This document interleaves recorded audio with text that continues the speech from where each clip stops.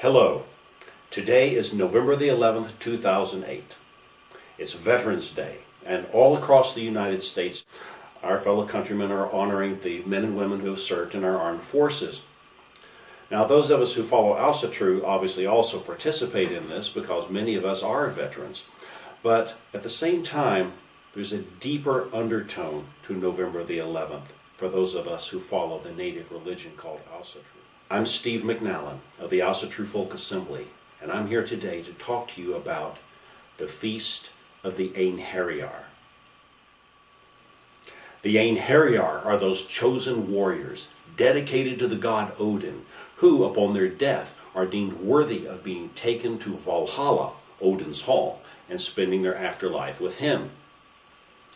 The Valkyries watch them in their final conflict, their last battle on this earth, as they're putting forth all their power and all their prowess.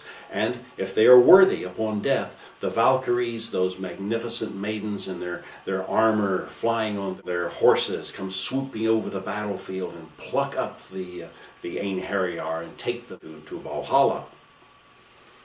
Upon arriving in Valhalla, they're met by a Valkyrie who bears a horn of foaming mead to welcome them to Valhalla and to wash away the sweat of their exertions and welcome them into the new life in the afterlife, as it were, into the new immortality, their exalted state.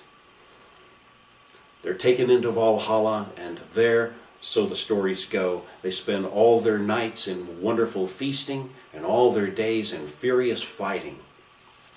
Now, the fighting is not without purpose. It's not just recreation of a bunch of hardy individuals.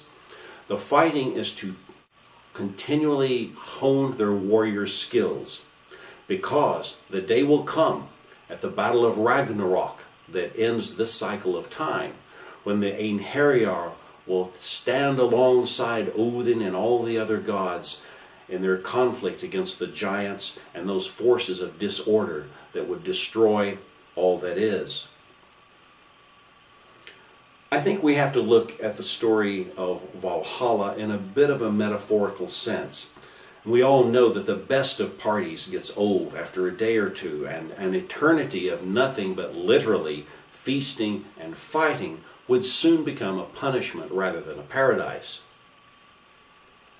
I think that the point of the story about Valhalla is that even in the afterlife, the individual can attain an exalted situation, an exalted condition, a spiritual evolution, in which they still have purpose, they still have cause, they still have great deeds to perform. In other words, death isn't just the end. It's not the end of will and of evolution and of striving, but merely a different venue for continuing that striving and that evolution. So once again, Feast of the Einherjar is upon us. It's November the 11th, and not only across the United States, but all around the world, people who follow Alsatru will be raising their horns, honoring the god Odin, god of battles, honoring the Einherjar, who even now are in Valhalla preparing for the conflicts to come, and honoring also our own kin, our own friends, our own family who have served their country and their community. Einherjar is a good time to recall the role of the warrior in our community, in our lives. Given the nature of the world, given the nature of human beings, there must be that group that places their lives, destructive forces, and ourselves. And those people are the warriors. They serve. Obviously, this includes people like the military, but it can include others as well. Certainly policemen, firemen, many other people risk their lives in order to protect the rest of us. All those people show the warrior spirit. It's also a good time to remember our own duty, to inculcate in our own hearts the virtues of the warrior. We too must be stronger. We too must be fit.